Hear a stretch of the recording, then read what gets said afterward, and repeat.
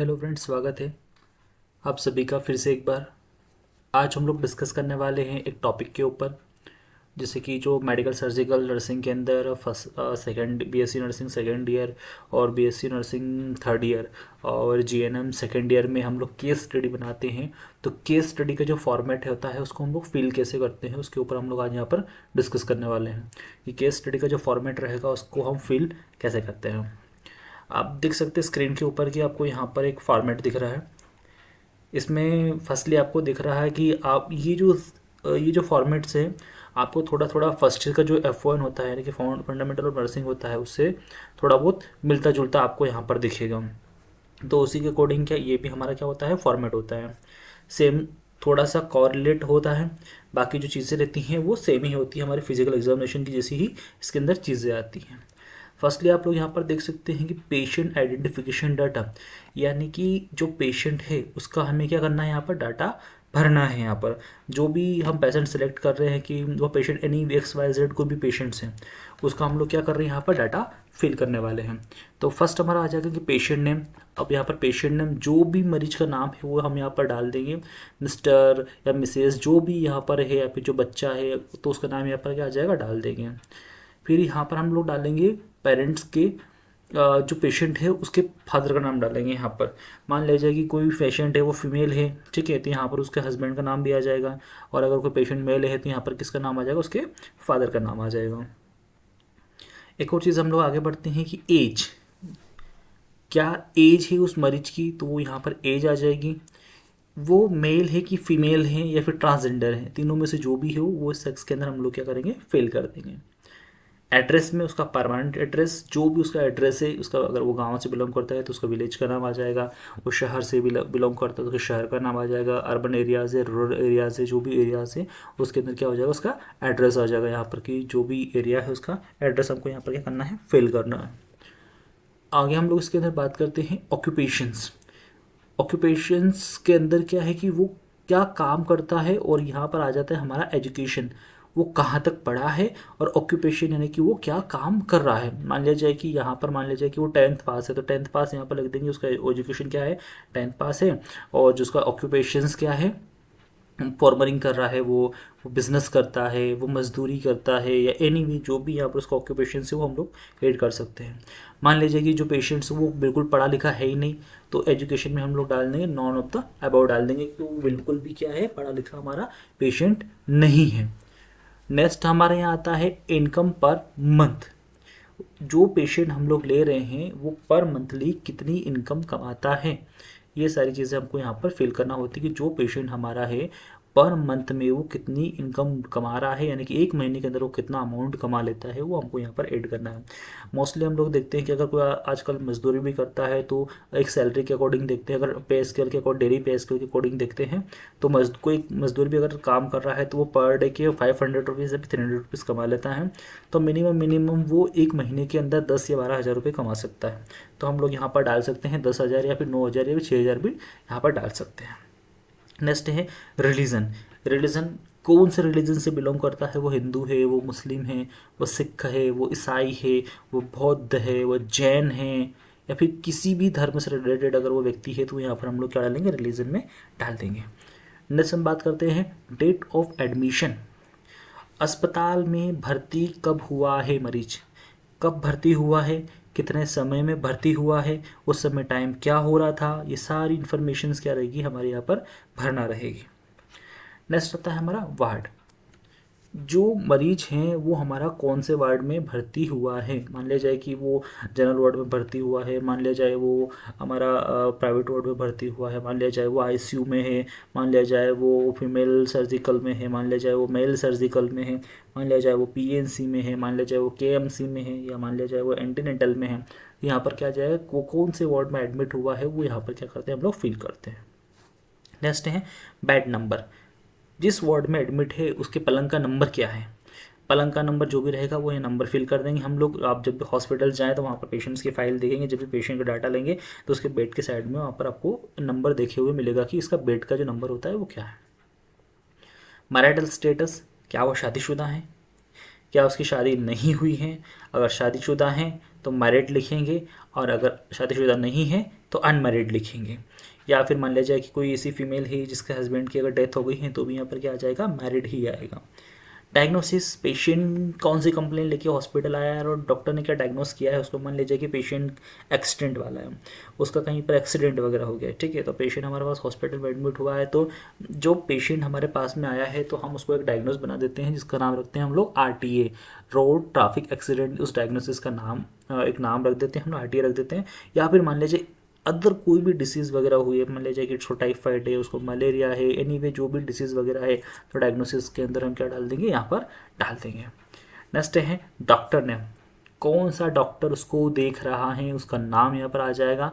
आगे आता है नेम ऑफ सर्जरी, अगर सर्जरी उसकी होने वाली है तो यहाँ पर उस सर्जरी का नाम लिखेंगे, चाहे एनीवे जो भी सर्जरी हो रही है। और अगर उसको सर्जरी नहीं हो रही है, वो मेडिकल वाला मेडिसिन से ही ठीक हो सकता है, ट्रीटमेंट से सही हो सकता है, तो यहाँ पर कोई भी नहीं लिखेंगे, यहाँ पर NO कर देंगे, यानी नो कर देंगे। डेट ऑफ सर्जरी, सर्जरी अगर हो रही है तो डेट डालेंगे, नहीं तो नो डाल देंगे। डेट ऑफ डाटा कलेक्शन, आपने जिस दिन आप डाटा कलेक्शन कर रहे हैं उस दिन की तारीख क्या करेंगे, यहाँ पर आप मेंशन करेंगे कि पेशेंट्स को क्या हुआ है, पेशेंट को क्या नहीं हुआ है, उस दिन का क्या करेंगे आप लोग यहाँ पर डाटा मेंशन करेंगे। नेक्स्ट हम लोग बात करते हैं नेम ऑफ हॉस्पिटल। सबसे मेन चीज़ है कि जो हॉस्पिटल है उसका नाम क्या है, तो हॉस्पिटल का नाम क्या करेंगे आप लोग यहाँ पर ऐड करेंगे कि जो हॉस्पिटल है उसका नाम क्या है, ठीक है। आगे हम लोग इसके अंदर बात करते हैं कि चीफ कंप्लेंट। चीफ कंप्लेंट का मतलब ये होता है कि जब पेशेंट हमारे पास में हॉस्पिटल में आया है तब उसने हमें क्या कंप्लेंट बताई है, कि उसे क्या हुआ है, कब से हो रहा है, और कब से हो रहा है, उसके लिए उसने क्या क्या ट्रीटमेंट वगैरह लिया, सारी चीज़ें हम लोग किसमें बताते हैं, चीफ कंप्लेंट के अंदर बताते हैं, अंतर्गत बताते हैं कि जो पेशेंट है उसको क्या हुआ है, क्या कंप्लेंट हमारे पास में लेके आया है, उसने कभी पहले कोई ट्रीटमेंट करवाया है, सारी चीज़ें हम क्या करेंगे, चीफ कंप्लेंट में डालेंगे। मान लीजिए कि कोई पेशेंट हमको बोल रहा है कि उसको 2-4 दिन से बुखार आ रहा है, तो हम लोग यहाँ पर ऐड कर देंगे कि जो patient suffering from fever 8 to 3 days, ठीक है। अगर मान लिया जाए कि पेशेंट हमारा बोल रहा है कि उसका एक्सीडेंट हो गया है, तो हम लोग क्या डालेंगे कि पेशेंट फॉल इन बाइक या पेशेंट फॉल इन कार, कितने बजे हुआ, कहाँ हुआ, उस एरिया के नाम वगैरह सारी चीज़ें क्या आ जाएगी, यहाँ पर आ जाएगी। मान लीजिए कि कोई पेशेंट हमको ऐसा बोल रहा है कि उसको टाइफाइड वगैरह हो गया है, काफ़ी दिनों से फीवर वगैरह आ रहा है, काफ़ी दिनों से पेन वगैरह कर रहा है, या फिर कोई पेशेंट ऐसा बोलता है कि उसको एब्डोमिनल पेन हो रहा है, तो कितने दिनों से उसको एब्डोमिन पेन हो रहा है, तो सारी चीज़ें क्या करेंगे, चीफ कंप्लेंट के अंदर हम डालते हैं कि कब से उसको कब तक एब्डोमिन पेन हो रहा है। यहाँ तक क्लियर है आपको। आगे हम लोग डिस्कस करते हैं इसके अंदर अगले वाले पेज पे कि हिस्ट्री ऑफ प्रेजेंट इलनेस। जब पेशेंट हमारे पास में आया है तो उस टाइम पर उसको प्रेजेंट में इलनेस क्या थी वो हम लोग यहाँ पर डालेंगे कि उस समय प्रेजेंट में उसको क्या हो रहा है, कौन सी क्या दर्द कर रहा है, उसको क्या समस्या उत्पन्न हो रही है। जो एडस कंडीशंस जब वो पेशेंट हमारे पास में आया है तो वो सारा डाटा हम लोग क्या करेंगे, यहाँ पर फिल करेंगे कि प्रेजेंट में उसको क्या इलनेस हो रही है, कि जब वो हॉस्पिटल आया था तब उसने क्या क्या कंप्लेंट यहाँ पर बताई थी, तो वो सारी चीज़ें हम लोग यहाँ पर फिल करेंगे। नेक्स्ट है फास्ट मेडिकल हिस्ट्री, क्या मरीज की कोई पास्ट मेडिकल हिस्ट्री भी रही है या नहीं रही है। मान लिया जाए कि कोई मरीज़ हैं, हो सकता है कि जिस बीमारी से ग्रसित होकर वो हमारे पास में आया है, हो सकता है कि वही डिसीज़ उसको पहले हो चुकी है, या कोई इससे भी भयंकर डिसीज़ से वो ग्रसित रह चुका है, या फिर ऐसा लग रहा है कि और भी कोई डिसीज़ ऐसी हैं जिससे वो ग्रसित हुआ है, तो उसके बारे में अगर हमको जानकारी दे दे तो वो भी चीज़ हम क्या करेंगे, यहाँ पर मेंशन कर देंगे। नेक्स्ट है पास्ट सर्जिकल हिस्ट्री, क्या पूर्व में मरीज ने कोई ऑपरेशन वगैरह करवाया है, क्या मरीज ने कोई सर्जरी वगैरह करवाई है यहाँ पर, या फिर मरीज कोई सर्जरी के लिए एडमिट हुआ था हॉस्पिटल में, क्या वो किसी और कारण की वजह से हॉस्पिटलाइज्ड हुआ है, तो वो सारी चीज़ें हम लोग क्या करेंगे, यहाँ पर फिल करेंगे सर्जरी से रिलेटेड कि पेशेंट ने कौन कौन सी यहाँ पर सर्जरीज करवाई हैं। आगे हम लोग बढ़ते हैं, नेक्स्ट पॉइंट हमारा आता है social economical status. Social economical status के अंदर की जो पेशेंट की जो सोशल कंडीशन है उसका जो इकोनॉमिकल स्टेटस है वो कैसा है उसका, यानी कि जो पेशेंट का स्टेटस कैसा है। तो सोशल स्टेटस में बात कर लेते हैं कि पेशेंट कितना अपने सोशल्स में दबदबा रखता है, मतलब गुड है या बैड है, या फिर मतलब किस तरीके का उसका सोशल स्टेटस है, वो हम लोग यहाँ पर याद करेंगे कि वो कोई नेता है, क्या वो कोई पॉलिटिशियंस हैं, क्या वो कोई अधिकारी है, क्या वो कोई टीचर्स है, क्या वो कोई मजदूर है, तो सोशल स्टेटस यहाँ पर जान करेंगे। इकोनॉमिकल स्टेटस की बात कर ले कि मान लिया जाए कि वो बिजनेसमैन है तो काय का बिजनेस करता है, क्या उस बिजनेस की वजह से उसको डिसीज़ वगैरह हुई है, उसको फाइंड आउट करने के लिए हम लोग इकोनॉमिकल स्टेटस भी क्या करते हैं यहाँ पर देखते हैं। और भी चीज़ें हम लोग यहाँ पर ऐड कर सकते हैं सोशल इकोनॉमिकल स्टेटस के अंदर। आगे हम लोग बात करते हैं हैबिट्स। क्या पेशेंट हमारा किसी बीमारी से, मतलब किसी चीज़ की हैबिट उसको है, क्या वो स्मोकिंग करता है, क्या वो तंबाकू खाता है, क्या वो अल्कोहल लेता है, क्या वो वेजिटेरियन है, क्या वो नॉन वेजिटेरियन है। मान लीजिए कोई पेशेंट स्मोकिंग करता है तो यस यस करेंगे, स्मोकिंग करता है, और पेशेंट स्मोकिंग करता है, कौन सी वाली स्मोक करता है वो यहाँ पर डाल देंगे। वो सिगार पीता है, वो सिगरेट पीता है, वो बीड़ी वगैरह कुछ पीता है, एनी चीज़ें जो पीता है वो यहाँ पर मेंशन कर देंगे। नेक्स्ट रहेगा टॉपिको चॉपिंग। क्या वो पेशेंट तम्बाकू का सेवन करता है, क्या वो तम्बाकू डायरेक्ट अपने नोज के ज़रिए सूंघता है पेशेंट हमारा, कि वो अल्कोहल कंजप्शंस करता है, तो क्या ऐसा करता है, अल्कोहल वो कितनी मात्रा में लेता है, क्या मरीज हमारा शाकाहारी यानी कि वेजिटेरियन है तो यस, नहीं तो नो, क्या पेशेंट हमारा नॉन वेजिटेरियन है तो यस या फिर नो आ जाएगा हमारा। इसके बाद हम लोग आगे बढ़ते हैं कि हमारा यहाँ पर एक आ रहा है फैमिली हिस्ट्री। फैमिली हिस्ट्री का मतलब ये होता है कि फैमिली हेड के रिलेशन, मतलब उस घर, जिस घर के पेशेंट की हम लोग हिस्ट्री ले रहे हैं, उस घर में कितने लोग हैं, उन कितने मेंबर्स हैं, उन सभी की जो हिस्ट्री रहेगी वो काय में आएगी, हमारी फैमिली हिस्ट्री के अंदर आएगी कि उस घर के अंदर क्या है, हमारे कितने लोग हैं और कितने लोग उस साथ में निवास कर रहे हैं। तो हमारे यहाँ पर क्या आ जाएगा, फैमिली हिस्ट्री के अंदर आ जाएगा। मान लिया जाए कि कोई पेशेंट है हमारा, यहाँ पर हमने नाम डाल दिया कि कोई पेशेंट, जैसे कि आपको यहाँ पर करके दिखाता हूँ कि किसी कोई पेशेंट है हमारा। मान लिया जाए कि मैंने ये यहाँ पर कॉलम बनाया है, इसमें मान लिया कि पेशेंट नंबर फर्स्ट, ठीक है। अब उस पेशेंट का क्या है, हमारे पास में नाम डाल देते हैं हम लोग। यहाँ पर नाम में हमने क्या लिखा कि इसका नाम क्या है, गणपत हो गया, ठीक है। उसका नाम मैं यहाँ पर आपको डाल के दिखा देता हूँ, गणपत। पेशेंट का नाम क्या है, हमारे गणपत नाम है, ठीक है। अब ये गणपत हमारा हो गया, है ना। अब यहाँ पर हम लोग आगे डाल, थोड़ा सा और आप आगे बढ़ते हैं, उसके बाद हम लोग डालते हैं यहाँ पर उसकी एज कि जो वो जो गणपत पेशेंट है उसकी एज क्या है। मान लिया जाए कि मैंने डाल दी यहाँ पर 56, ठीक है। अब 56 एज किसकी है, यहाँ पर हमने ऐड करी है उसकी फैमिलीज़ की, मतलब उसकी एज ऐड करी है हमने यहाँ पर, इसकी जो एज है वो कितनी है। तो मैंने क्या डाल दिया यहाँ पर 56 की एज डाल दी है। आगे हमारा टॉपिक आता है कि कौन सा मेल है कि फीमेल है। तो ये जो गणपत जो है, ये पहली जो हिस्ट्री में भर रहा हूँ यहाँ पर, ये किसकी हिस्ट्री है कि जो फैमिली का जो हेड है, यानी कि जो घर को चलाता है, उसका सबसे पहले नाम आएगा। अगर वो पेशेंट, अगर खुद गणपति क्या है पेशेंट है हमारा, तो उसका भी नाम ऊपर ही आएगा। और अगर पेशेंट उसका बच्चा वगैरह, उसकी वाइफ वगैरह है, तो भी सबसे पहले किसका नाम आएगा, यहाँ पर फैमिली के हेड का नाम आएगा। अब हम लोग यहाँ पर सेक्स की बात कर लेते हैं, वो मेल है कि फीमेल है। तो ये हमारे क्या है, मेल हैं, तो यहाँ पर हमारा मेल हो जाएगा, ये हमने मेल को फिल कर दिया यहाँ पर। अब आ रहा है रिलेशन विथ फैमिली, ठीक है। पेशेंट से उसका रिलेशंस क्या है, तो हम लोग ऊपर किसका भर रहे हैं कि जो घर का हेड है, तो यहाँ पर हम लोग लिख देंगे HEAD, head of family, FAMILY, family, ठीक है। क्या भर दिया हमने यहाँ पर, हेड ऑफ फैमिली भर दिया। अब आगे आ रहा है हमारा एजुकेशंस क्या है। तो एजुकेशंस में क्या डालेंगे, वो कितना पढ़ा लिखा है। हमने जो स्टार्टिंग में डाला था कि पेशेंट कितना पढ़ा लिखा है, तो उसके पेरेंट्स का हम पेशेंट से पूछेंगे कि जो आपके पेरेंट्स हैं वो कितने पढ़े लिखे। तो उसने बोला कि उसको जो पेरेंट्स है वो 5th क्लास पास है, तो हमने क्या कर दिया यहाँ पर 5th क्लास को फिल कर दिया। नेक्स्ट आता है हमारा ऑक्यूपेशन, वो क्या काम करता है। ऑक्यूपेशंस के अंदर क्या आ जाएगा कि वो काम क्या करता है। मान लिया जाए कि वो विलेज से बिलोंग कर रहा है, वो किसान है, ठीक है, या फिर मान लिया जाए कि वो मजदूर है, तो हम लोग क्या डालेंगे, मजदूर यहाँ पर क्या कर देंगे, फील कर देंगे। मैंने क्या कर दिया यहाँ पर, मजदूर फील कर दिया। नेक्स्ट आता है हमारा मैरिटल स्टेटस, कि जो पेशेंट है हमारा वो मैरिड है या अनमैरिड है, क्या है वो, ठीक है। तो मैरिटल स्टेटस के अंदर हम लोग क्या करेंगे कि यहाँ पर कर देंगे हम लोग MIRRIDE, यानी मैरिड है, तभी उसके क्या है, बेबीज़ वगैरह हुए हैं। अगर वो मैरिड नहीं होता तो बेबी वगैरह नहीं होते। मैरिड डाल दिया हमने यहाँ पर। नेक्स्ट है फैमिली स्टेटस, फैमिली का स्टेटस, उसके जो फैमिली स्टेटस ने यहाँ पर लिखा हुआ है हेल्थ स्टेटस।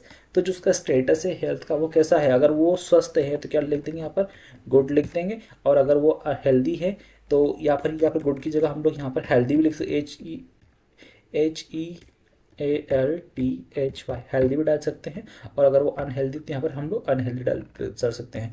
वहीं पर सेकंड नंबर पे किसका आ जाएगा, उसकी वाइफ का नाम आ जाएगा। मान लीजिए उसकी वाइफ का एनीवे जो भी नाम वगैरह है यहाँ पर, तो हम लोग क्या करेंगे, उसकी वाइफ का नाम यहाँ पर क्या करेंगे, फिल करेंगे। मान लीजिए कि उसकी वाइफ का नाम क्या है, शांति नाम है। ठीक है, तो हमने यहाँ पर शांति फिल कर दिया। ठीक है, उसकी उम्र हमने डाल दी, उसकी वाइफ से जो भी उसकी एज रहेगी, मान लीजिए कि उसकी उम्र 54 है, तो 54 हमने यहाँ पर क्या डाल दी, उसकी एज डाल दी यहाँ पर। ठीक है, वो मेल है कि फीमेल है, तो आप सभी जानते हैं कि वो फीमेल होगी। उसकी वाइफ अगर है तो वो फीमेल ही हमने डाल दिया। उसकी घर से उसके जो हस्बैंड से उसका क्या रिलेशन है, जो फैमिली का जो हेड है उससे क्या रिलेशनशिप है, तो हम लोग यहाँ पर डाल देंगे वाइफ। क्या डाल देंगे, वाइफ, यानी कि वो क्या है, वाइफ है। नेक्स्ट है एजुकेशन, क्या है, एजुकेशन अगर वो पढ़ी लिखी है तो यहाँ पर हम लोग उसका एजुकेशन डालेंगे, और अगर वो पढ़ी लिखी नहीं तो हम लोग क्या डालेंगे, नॉन, हम लोग यहाँ पर डाल देंगे no of the above, ABOVE, या फिर नो भी डाल सकते हैं, उसने कोई भी एजुकेशन प्राप्त नहीं किया है।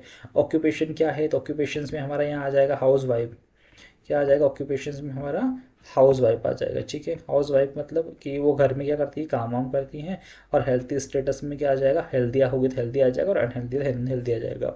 बहुत बार कंडीशंस में ऐसा होता है कि मान लिया जाए कि उसकी वाइफ एडमिट है, उसका हस्बैंड एडमिट है, तो सबसे पहले हमको यहाँ पर फैमिली के हेड का नाम लेना है, उसके बाद उसकी वाइफ का नाम लेना है, उसके बाद जो उनके बच्चे वगैरह हैं उनका हम क्या करना है, यहाँ पर नाम ऐड करना है। कभी कभी क्या होता है कि जो बच्चे वगैरह होते हैं, जो बच्चे वगैरह होते हैं उनके, वो क्या रहते हैं कि उनकी शादी वगैरह हो जाती है, या फिर वो मैरिड वगैरह हो जाते हैं, या फिर उन बच्चों के भी बच्चे मतलब जन्म ले चुके होते हैं। तो इस चार्ट के अंदर, फैमिली हिस्ट्री के अंदर, उन सभी की हिस्ट्री हमको डालना है जितने भी घर के सदस्य वगैरह हैं। इसके बाद हम लोग आगे बढ़ते हैं कि यहाँ पर हमारा नेक्स्ट टॉपिक आता है, फैमिली ट्री का हमारा टॉपिक आता है। ठीक है, तो अब हम सबसे पहले बात कर लेते हैं कि फैमिली ट्री को बनाया कैसे जाता है। ठीक है, अब मैं सिंपल चीज़ें बता रहा हूँ आपको, यहाँ पर ड्रॉ करके बता रहा हूँ कि जो चौखट वाला जो बॉक्स होता है वो मेल के लिए यूज़ किया जाता है, मेल पेशेंट के लिए। जो गोल वाला जो सर्कल होता है वो फीमेल के लिए यूज़ किया जाता है। मान लीजिए कि कोई पेशेंट है उसके अंदर, तो उसके लिए हम लोग क्या करेंगे, इस टाइप का क्या करेंगे, सर्कल को यूज़ करेंगे। अगर मेल पेशेंट है तो मेल के लिए वही वाला सर्कल आ जाएगा, और फीमेल है तो फीमेल के लिए गोल वाला सर्कल आ जाएगा। बस इसके अंदर चेंजेस ये करना है कि ये हमने मेल के लिए शो किया है, ये फीमेल के लिए शो किया है, और ये हमारा क्या हो गया, पेशेंट है हमारा। ठीक है, और अगर हमारा पेशेंट है तो उसको हम लोग क्या करेंगे, ऐसे लाइनिंग कर देते हैं बॉक्स के अंदर। ठीक है, जिससे क्या रहेगा कि हमारा क्या है, पेशेंट हो गया हमारा। ठीक है, हम इसको ईजी तरीके से क्या कर सकते हैं, आइडेंटिफाई कर सकते हैं कि हमारा क्या है, पेशेंट है। अब मान लीजिए फीमेल पेशेंट है तो फीमेल पेशेंट के लिए वही गोल घेरा बनाएंगे हम लोग यहाँ पर, और क्या करेंगे, उसके लिए लाइनिंग कर देंगे।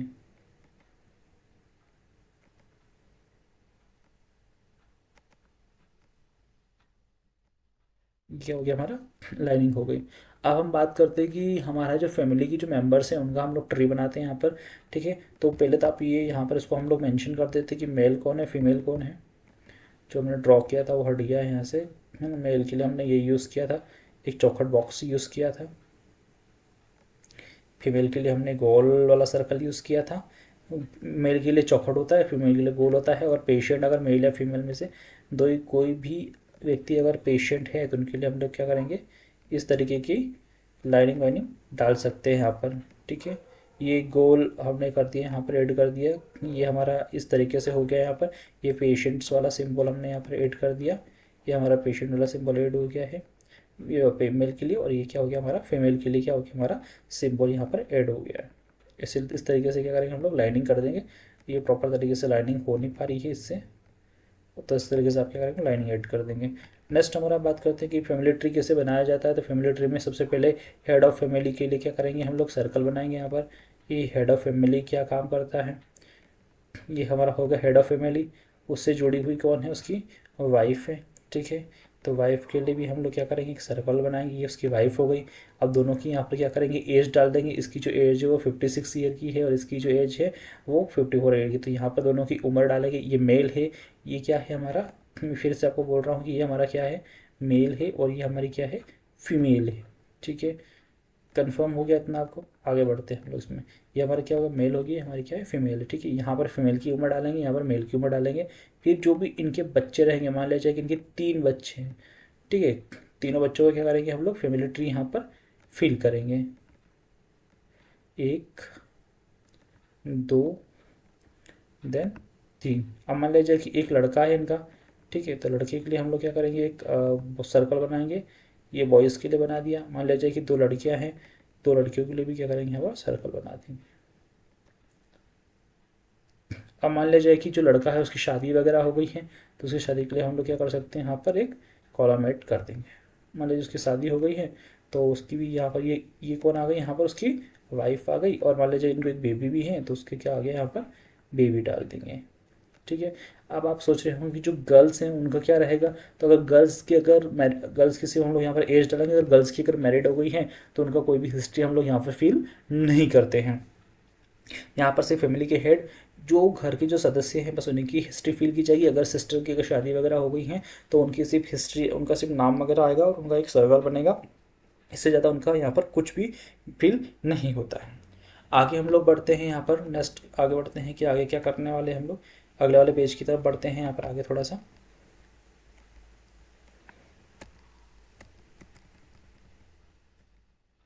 आगे है मेंस्ट्रुएशनल हिस्ट्री। मेंस्ट्रुएशन हिस्ट्री का मतलब ये होता है कि जो पेशेंट है हमारा, उसको मेंस्ट्रुएशंस कब स्टार्ट हुई थी। मान लिया जाएगी कोई फीमेल पेशेंट है, फीमेल पेशेंट के लिए हम लोग पढ़ते हैं कि मान लीजिए किसी महिला है, उसने बोला कि उसको पहली डेट कब आई थी, तो हम लोग क्या डाल देंगे यहाँ पर डेट, जो भी डेट आई हो उसकी, 02 है ना, 02 डेज, 03 डेज, 1994, मतलब 1994 में उसको क्या आई थी, पहली तारीख आई थी उसकी। ये उसकी क्या हो गई यहाँ पर मतलब जो फर्स्ट मेंस्ट्रुएशन तारीख, मेंस्ट्रुएशन हिस्ट्री आने वाली जो तारीख है वो यहाँ पर आई थी। तब उसकी एज क्या थी, तो यहाँ पर उसकी एज डाल देंगे। एज रही होगी उसकी 12/13 साल की, उसकी क्या रही होगी, उसने बताया कि 12 से 13 साल की तक की उसकी क्या रही होगी, एज रही होगी। तो मेंस्ट्रुअल हिस्ट्री यहाँ पर डाल देंगे। अब इसके अंदर और भी चीज़ ऐड करते हैं, क्या उसको रेगुलर पीरियड्स आते हैं या फिर मतलब महीने में 2 महीने में आते हैं, 3 महीने में आते हैं, 4 महीने में आते हैं, तो चीज़ हम लोग यहाँ पर फिल करते हैं। नेक्स्ट है डिफेक्ट हिस्ट्री। ठीक है, डिफिशिएंट हिस्ट्री के अंदर की मान ले जाए कि जब वो पैदा हुई थी तो उसके अंदर कोई डिफिशिएंसी थी या फिर कोई डेफिशिएंट हिस्ट्री उनके अंदर थी, वो यहाँ पर क्या आ जाएगी, हमारी ऐड हो जाएगी। अब डेफिशिएंट्स के अंदर क्या रहेगा, डेफिशिएंट्स के अंदर मान लिया जाए कि वो माल न्यूट्रिशन हो गया था उसको, है ना, मान लिया जाए उसने बोल दिया कि उसको माल न्यूट्रिशन हो गया, या फिर उसने बोल दिया कि उसको तो वो रहा है, डायरिया रहा है, ठीक है, या उसने बोल दिया उसको तो पोलियो हो गया था, या फिर उसने बोल दिया कि उसको कोई और भी डिसीज़ रहेगी, तो यहाँ पर क्या आ जाएगी, उसकी डायरेक्ट हिस्ट्री के अंदर आ जाएगी। नेक्स्ट है एक्टिवली या फिर एक्टिव एंड एक्सरसाइज, क्या वो कोई एक्सरसाइज वगैरह करते हैं, एक्सरसाइज वगैरह करते हैं तो यस, और एक्सरसाइज का नाम वगैरह यहाँ पर डाल देंगे। और क्या वो अगर कोई एक्सरसाइज वगैरह नहीं करते हैं तो यहाँ पर कोई भी चीज़ें इग्नोर कर देंगे और इस कॉलम को क्या कर देंगे, हम लोग छोड़ देंगे। नेक्स्ट हम लोग आगे बढ़ते हैं, यहाँ पर आता है हमारा स्लीप रेस्ट, कितना घंटे सोते हैं वो। मान लीजिए उसने बोला कि वो 6 आवर्स होता है, ठीक है, कितने घंटे सोता है, उसने बोल दिया वो कि 6 घंटे क्या कर रहा है, वो नींद निकाल रहा है, यानी कि 6 आवर्स, HOUR 6 आवर्स क्या कर रहा है, नींद निकाल रहा है, 6 आवर्स होता है, बाकी टाइम पे क्या करता है, वो सारी चीज़ें यहाँ पर आ जाएगी। नेक्स्ट क्या है हमारा यहाँ पर एलिमिनेशंस का जो अगर हमको अगर लगता है कि एलिमिनेशंस के अंदर हमको कुछ डालना है तो यहाँ पर हम लोग फिल कर सकते हैं, वैसे इस कॉलम का कोई मतलब नहीं होता है। नेक्स्ट है हमारा कॉग्नेटिव्स सक्सेसफुल, ठीक है। अब कॉग्निटिव सक्सेसफुल में ऐसा लग रहा है कि पेशेंट हमको कोई और भी अगर हिस्ट्री दिखा रहा है तो वो चीज़ हम लोग यहाँ क्या करेंगे, यहाँ पर मेंशन कर देंगे, और अगर कोई भी चीज़ हमको नहीं दिखा रहा है तो यहाँ पर मेंशन हम लोग नहीं करेंगे। आगे हम लोग बढ़ते हैं फिजिकल एग्जामिनेशंस के अंदर। फिजिकल एग्जामिनेशंस में आ जाएगा हमारा जनरल अपीयरेंस, आ जाएगा कि पेशेंट जो है हमारा उसका लेवल ऑफ कॉन्शियसनेस कितना है, ठीक है। जनरल अपीयरेंस के अंदर कि आप पेशेंट्स के पास में गए हो और पेशेंट से अगर आप बात करें तो उसका नॉर्मल कॉन्शियसनेस कितना है। मान लीजिए कि पेशेंट हमारा नॉर्मल है तो हम लोग यहाँ पर क्या कर देंगे, नॉर्मल लिख देंगे, ठीक है। मान लीजिए कि पेशेंट क्या करा हमारा वो एबनॉर्मल है तो हम लोग क्या कर देंगे, एबनॉर्मल कर देंगे। यहाँ पर हम लोग क्या करेंगे, एबनॉर्मल कर देंगे। क्या पेशेंट एक्टिव हैं तो यहाँ पर लिख देंगे एक्टिव, क्या लिख देंगे, यहाँ पर एक्टिव लिख देंगे।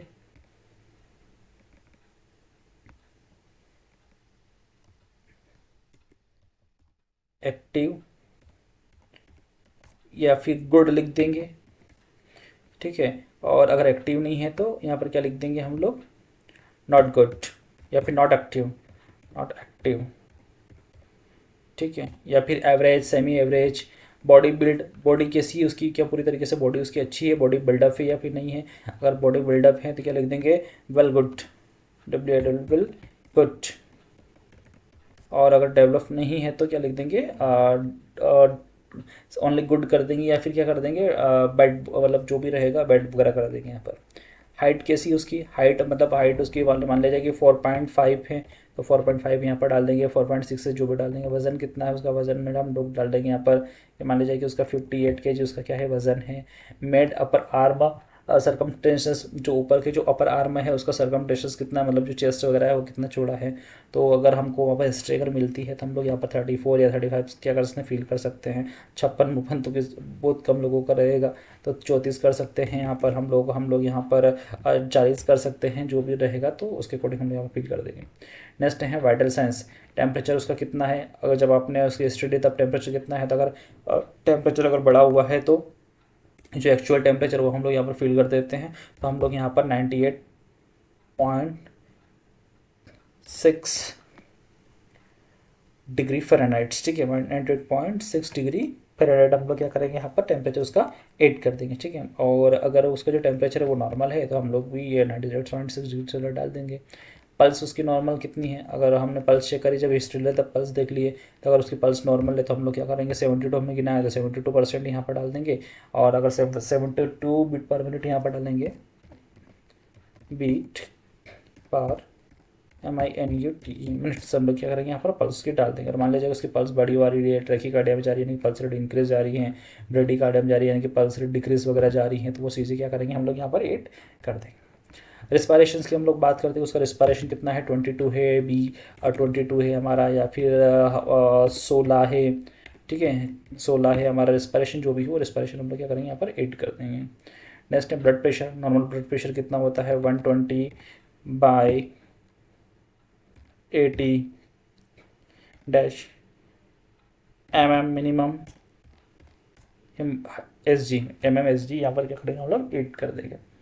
नेक्स्ट है हमारा हेड, उसका जो सर है, उसकी जो हेयर है, हेयर का जो टेक्सचर है वो कैसा है, तो अच्छा टेक्सचर है तो अच्छा कर देंगे, और बेकार है तो बेकार कर देंगे। अगर उसका टेक्सचर अच्छा है तो हम लोग यहाँ क्या कर देंगे, गुड कर देंगे। और अगर अच्छा नहीं है तो क्या कर देंगे, यहाँ पर बैड कर देंगे, ठीक है। अगर अच्छा नहीं है तो क्या कर देंगे हम लोग यहाँ पर बैड कर देंगे।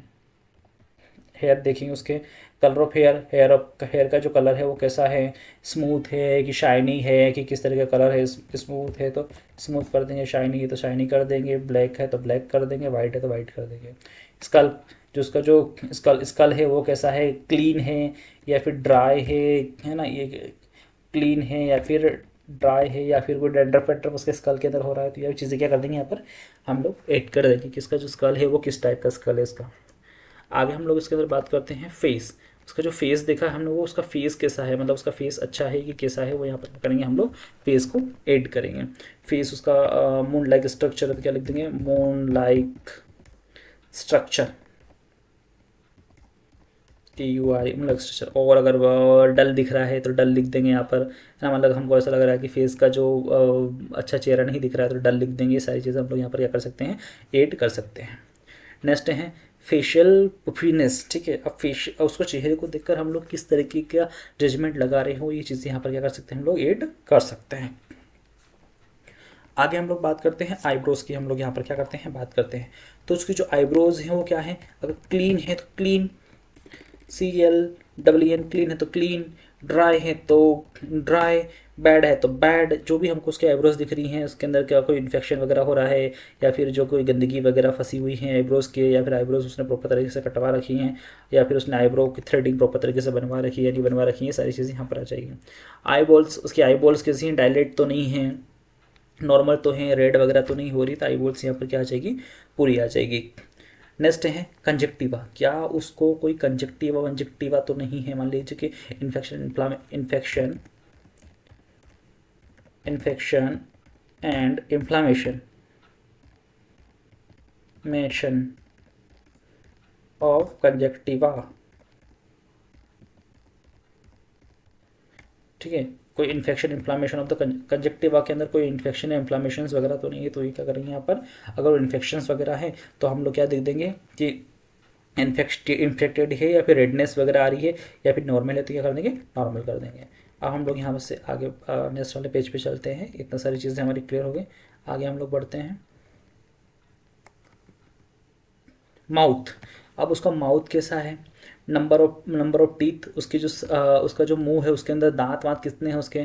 मान लीजिए कि पेशेंट उसका 28 ईयर का है तो उसके दांत क्या रहेंगे, 28 समथिंग के रहेंगे, या मान लिया 25 साल का है तो भी 28 रहेंगे। क्या उसकी अकल दाढ़े वगैरह आ गई है, अगर आ गई है तो 32 यहाँ पर कर देंगे, एंट्री डाल देंगे 32 की, और अगर नहीं आई है तो क्या करेंगे, हमें 32 हो सकता है और 28 हो सकता है, या फिर किन कारणवश दांत वाँत टूट गए होंगे उसके, तो वो चीज़ हम लोग यहाँ पर कर सकते हैं। नेक्स्ट है डेंचर। डेंचर कैसा है, जब वो सांस लेता है तो जो जब उसकी जो मुंह खोलता है तो उसका जो मुंह का जो डेंचर है वो कैसा है, क्या वो कोई मतलब वो गुड है या बैड है, या क्या वो कोई स्मोकिंग वगैरह करता है या फिर कोई विमल पाउच वगैरह अगर खाता है, तो जो डेंचर है वो किसका है, वो यहाँ पर क्या करना है, हमको लिखना है, गुड बैड वगैरह लिखना है। नेक्स्ट है ऑर्डर ऑफ माउथ। जब वो बोल रहा है तो उसके मुंह से स्मेल वगैरह तो नहीं आ रही है, गंदी स्मेल तो नहीं आ रही है। अगर उसके मुंह से गंदी स्मेल आ रही है तो यहाँ पर क्या कर देंगे, बैड कर देंगे, और अगर कोई स्मेल गंदी स्मेल वगैरह नहीं आ रही तो यहाँ पर क्या आ जाएगा, उसका गुड हो जाएगा। नेक्स्ट है गम। गम का मतलब होता है कि क्या अंदर कोई गम वगैरह तो नहीं हो रहे हैं, छाले वगैरह तो नहीं हो रहे हैं, मसूड़े में स्वेलिंग वगैरह तो नहीं हो रही है, ये चीज़ों क्या करेंगे हम लोग यहाँ पर ऐड करेंगे, छाले वगैरह उसको तो नहीं हो रहे हैं, सब चीज़ें क्या करेंगे, ये चीज़ें हम लोग ऐड करेंगे। आगे हम लोग बढ़ते हैं इसके अंदर। लिप्स, उसकी जो होठ वगैरह हैं वो कैसे हैं, क्रैक हैं या हेल्दी हैं, ठीक है। क्रैक मतलब होठ फटे हुए हों उसके, या फिर मतलब प्रॉपर तरीके से नॉर्मल है। क्लेफ्ट लिप, जो उसके लिप हैं वो उसके ऊपर कोई भी वो पपड़ी वगैरह तो नहीं जमी हुई है, क्लीन वगैरह है कि नहीं, सारी चीज़ें यहाँ पर आ जाएगी। नेक्स्ट है स्टोमेटाइटिस। स्टोमेटाइटिस का मतलब ये होता है कि जो उसके लिप्स है उसमें कोई इन्फेक्शंस वगैरह तो नहीं है, या फिर ऐसा लग रहा है कि कोई उभरे हुए भाग तो नहीं है, वाइट वाइट तो नहीं हो रहा है, सारी चीज़ें यहाँ पर आ जाएगी। नेक्स्ट हम लोग आगे बढ़ते हैं, ईयर की तरफ बढ़ते हैं, ठीक है, कि उसका जो ईयर है उसकी साइज़ क्या है, साइज़ कितनी है उसकी, नॉर्मल साइज़ कितनी है, शेप कैसा है उसका, शेप मतलब टेढ़ा है मेढ़ा है, शेप कटा हुआ है, नाक कान कैसा शेप है, कोई कान के अंदर कोई रेडनेस वगैरह तो नहीं है, कोई कान के अंदर से कोई डिस्चार्ज वगैरह तो नहीं हो रहा है, यानी कि मतलब कोई गंदगी का अगर डिस्चार्ज वगैरह हो रहा है तो वो तो नहीं हो रहा है उसके कान के अंदर से, क्या कोई लीजन विजन उसके कान के अंदर तो नहीं है, ये चीज़ें भी हम लोग क्या करते हैं यहाँ पर ऐड करते हैं कि उसके कान में कोई लीजन वगैरह तो नहीं है। नेक्स्ट है उसके कान में कोई फॉरेन बॉडी फंसी हुई तो नहीं है, यानी कि कोई बहुत सारी बार क्या होता है कोई जानवर घुस जाता है, कोई दाना वगैरह घुस जाता है कान के अंदर, या फिर बच्चे क्या करते हैं कान में कोई चीज़ें घुसा लेते हैं, तो उसके कान में कोई फॉरेन बॉडी घुसी हुई तो या तो नहीं, उसको हम लोग क्या करेंगे, क्लियर करेंगे। नेक्स्ट है हेयरिंग, क्या पेशेंट प्रॉपर तरीके से सुन पा रहा है या नहीं सुन पा रहा है, अगर प्रॉपर तरीके से अगर सुन पा रहा है तो उसकी हेयरिंग क्या कर देंगे, गुड कर देंगे, और प्रॉपर तरीके से नहीं सुन पा रहा तो हेयरिंग क्या कर देंगे, बैड कर देंगे। नेक्स्ट है यूज़ ऑफ हेयरिंग एड्स, क्या वो किसी ऐसे उपकरण का यूज़ करता है जो उसको सुनने में सहायता प्रदान करता है, तो अगर वो करता है तो यस कर देंगे और उस उपकरण का नाम डाल देंगे, अगर नहीं करता है तो यहाँ पर क्या कर देंगे हम लोग, नो कर देंगे। आगे हम लोग बढ़ते हैं यहाँ पर लेबोरेटरी इन्वेस्टिगेशंस, जो भी जांचें वगैरह यहाँ पर उसकी हुई है लेबोरेटरी इन्वेस्टिगेशंस में हम लोग क्या करेंगे यहाँ पर फिल करेंगे। जैसे हम लोग बात कर लेते हैं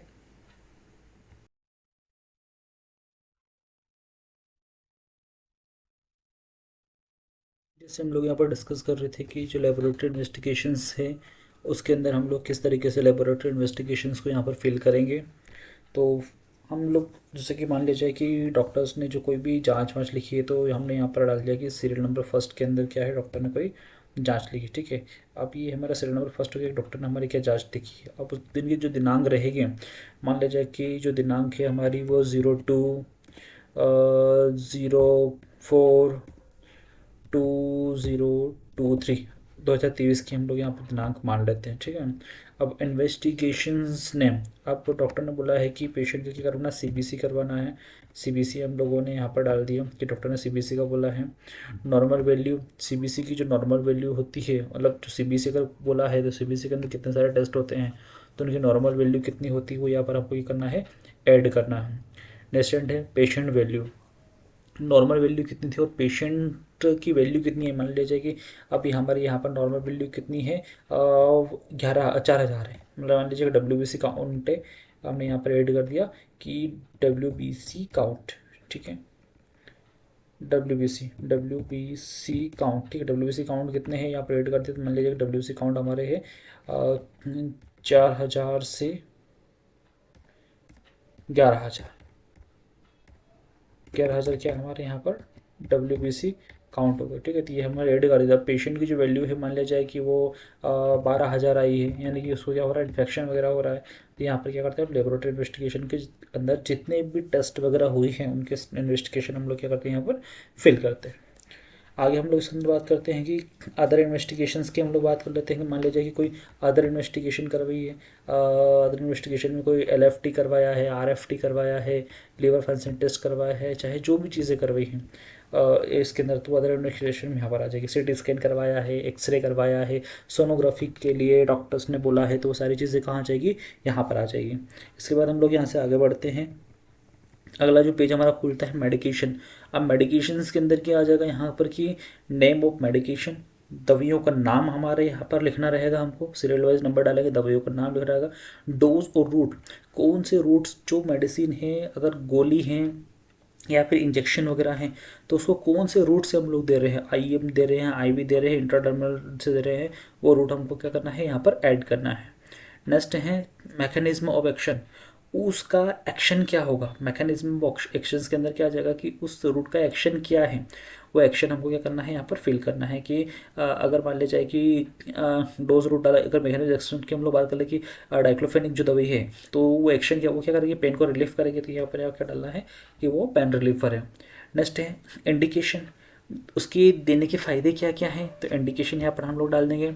कॉन्ट्रा इंडिकेशन, कॉन्ट्रा इंडिकेशंस के अंदर हमको क्या क्या चीज़ें यहाँ पर हमको देखने को मिलेगी कि जो कॉन्ट्रा इंडिकेशंस के अंदर कि किस तरीके के कॉन्ट्रा इंडिकेशंस हो सकते हैं, कॉन्ट्रा इंडिकेशंस वगैरह हो सकते हैं, वो सारी चीज़ें हम लोग यहाँ पर डाल सकते हैं। नेक्स्ट हम लोग बात करते हैं साइड इफ़ेक्ट, क्या उन दवाइयों के साइड इफ़ेक्ट क्या क्या हो सकते हैं। साइड इफ़ेक्ट कुछ भी हो सकता है, कोई भी साइड इफ़ेक्ट हो तो साइड इफ़ेक्ट में डाल सकते हैं। नेक्स्ट है नर्स रिस्पॉन्सिबिलिटी, नर्सिंग की जो रिस्पॉन्सिबिलिटीज़ हैं मेडिसिन को देने में, वो क्या क्या रिस्पॉन्सिबिलिटी नर्स की होती है, वो भी हम लोग यहाँ पर क्या कर सकते हैं, फील कर सकते हैं। जो हमारे नर्सिंग रिस्पॉन्सिबिलिटी होती है उसको हम लोग क्या कर सकते हैं, फील कर सकते हैं। आगे हम लोग इसके अंदर डिस्कस करते हैं। अगले वाले पेज पे हम लोग आते हैं, यहाँ पर हमारा आ जाएगा डिसीज़ कंडीशन। डिसीज़ कंडीशन मतलब जो भी डिसीज़ हैं, मान लिया जाए कि हमने यहाँ पर डिसीज़ ले लिया कि जो हमारा पेशेंट है वो कौन सी डिसीज़ लेके आया है, ट्यूबरक्लोसिस, TUBER ट्यूबरक्लोसिस, क्लोसिस की जो क्या है वो हमारे यहाँ पर डिसीज़ लेके आया है। तो ट्यूबरक्लोसिस का इंट्रोडक्शन यहाँ पर आ जाएगा। ट्यूबरक्लोसिस आप बुक की सहायता से यहाँ पर ट्यूबरक्लोसिस का इंट्रोडक्शन डाल सकते हैं कि ट्यूबरक्लोसिस होता क्या है, ट्यूबरक्लोसिस में क्या क्या चीज़ें होती है, वो सारी चीज़ें आप लोग क्या करेंगे, यहाँ पर फिल कर देंगे। फिर आएगा आपका डेफिनेशन। ट्यूबरक्लोसिस इंट्रोडक्शंस के बाद में क्या रहेगा, यहाँ पर आपको ट्यूबरक्लोसिस की डेफिनेशंस डालनी है। अब यहाँ पर आ जाएगा आपका डायग्राम, डायग्राम के अंदर जो भी बैक्टीरिया है, कौन ट्यूबरक्लोसिस को फैला रहा है, उसका डायग्राम आप लोग यहाँ पर डाल सकते हैं अगर आपके पास में डायग्राम हो, तो अदरवाइज कोई आवश्यकता उसकी नहीं है। इसके बाद उसका आता है रिस्क फैक्टर, उस बीमारी के रिस्क फैक्टर क्या हैं, किन वजह से, बुक के अंदर क्या क्या रिस्क फैक्टर दिए गए हैं और पेशेंट्स के अंदर क्या क्या रिस्क फैक्टर आपको देखने को मिल रहा है। मान लीजिए बुक के अंदर दिया है नोज़ल वॉमिटिंग और पेशेंट को कोई भी ऐसी चीज़ें नहीं हो रही हैं, तो जो पेशेंट को हो रही हैं वो रिस्क फैक्टर यहाँ डालेंगे और जो बुक में दे रखी है वो चीज़ें यहाँ डालेंगे। नेक्स्ट है इटियोलॉजी इन बुक, पेशेंट की जो इटियोलॉजी वाले की जो बीमारी के फैलने के जो कारण हैं वो क्या हैं, तो वो जो बुक के अंदर कौन से कारण है वो यहाँ पर फिल करेंगे और जो पेशेंट के जो कारण हमको दिख रहे हैं वो क्या करेंगे, हम लोग यहाँ पर फिल करेंगे।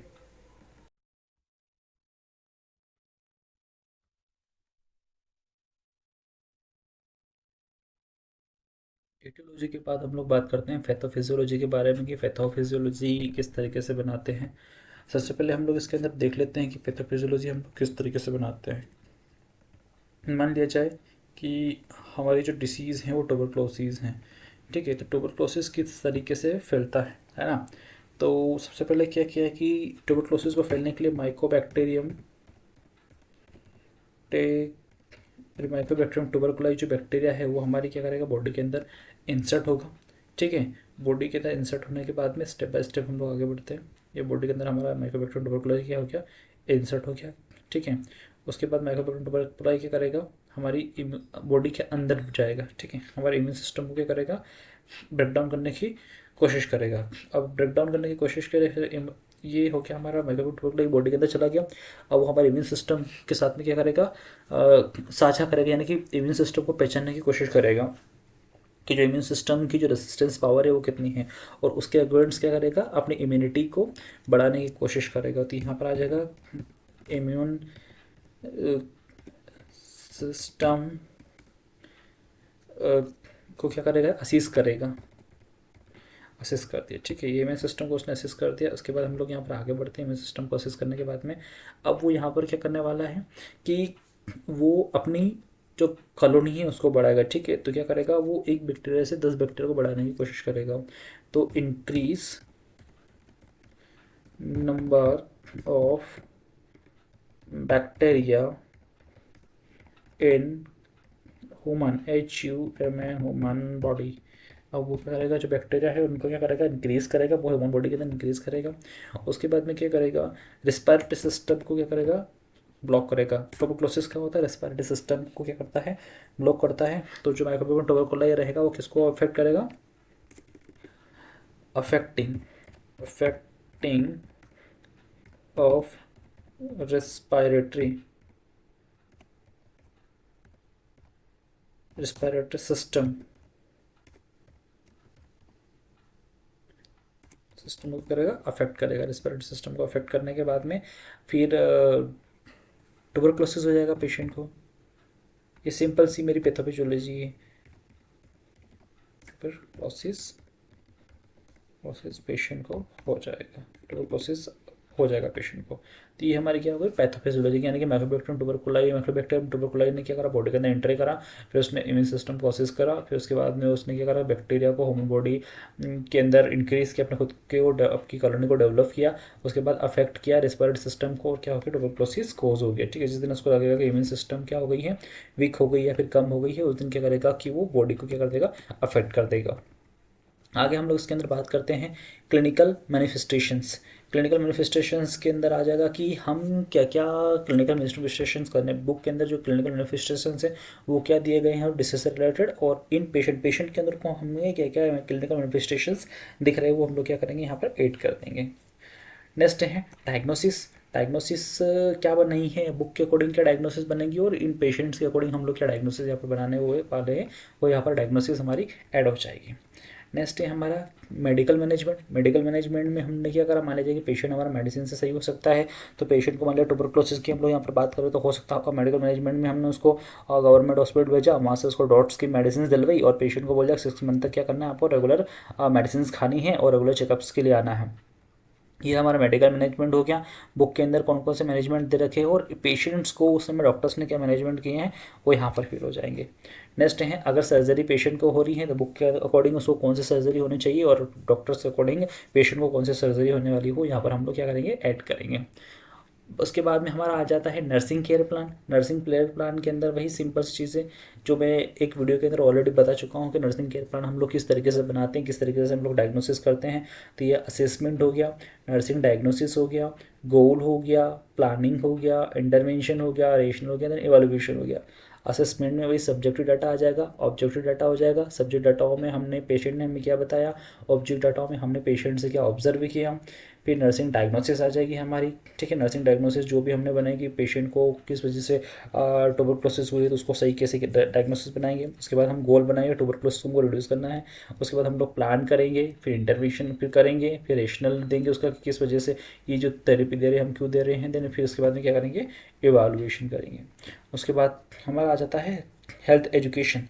हेल्थ एजुकेशन में क्या देखेंगे, जो ट्यूबरकुलोसिस वाला पेशेंट्स को हो उसको न्यूट्रिशनल डाइट में हम लोग क्या क्या चीज़ें दे सकते हैं, वो हेल्थ एजुकेशन हम लोग यहाँ पर क्या करेंगे, देंगे पेशेंट्स को, ठीक है। इसके बाद हम लोग यहाँ पर हेल्थ एजुकेशन हमने दे दिया पेशेंट को। उसके बाद हम लोग बिब्लियोग्राफी लिखेंगे कि कितनी बुक्स को प्रेफर करने के बाद में हमने ये सारा मटेरियल कलेक्ट किया है, उन सभी किताबों के नाम, उनके पेज नंबर, उनके राइटर्स के नाम बिब्लियोग्राफी के अंदर ऐड करेंगे। और उसके बाद स्टूडेंट के सिग्नेचर यहाँ पर करेंगे, और इवैल्यूएटर के सिग्नेचर यहाँ पर हम लोग कर देंगे। आई होप जो मैंने आपको जो चीज़ें बताई है, फॉर्मेट बनाना सिखाया है, वो आपको समझ में आया होगा। अगर आपको ये वीडियो अच्छा लगा है तो प्लीज़ वीडियो को लाइक करें, चैनल को सब्सक्राइब करें, और ज़्यादा से ज़्यादा शेयर करें स्टूडेंट्स को, ताकि उन्हें भी ये फॉर्मेट फिल करने के बारे में जानकारी प्रदान हो सके। मिलते हैं नेक्स्ट वीडियो में किसी नए फॉर्मेट के साथ, तब तक के लिए धन्यवाद।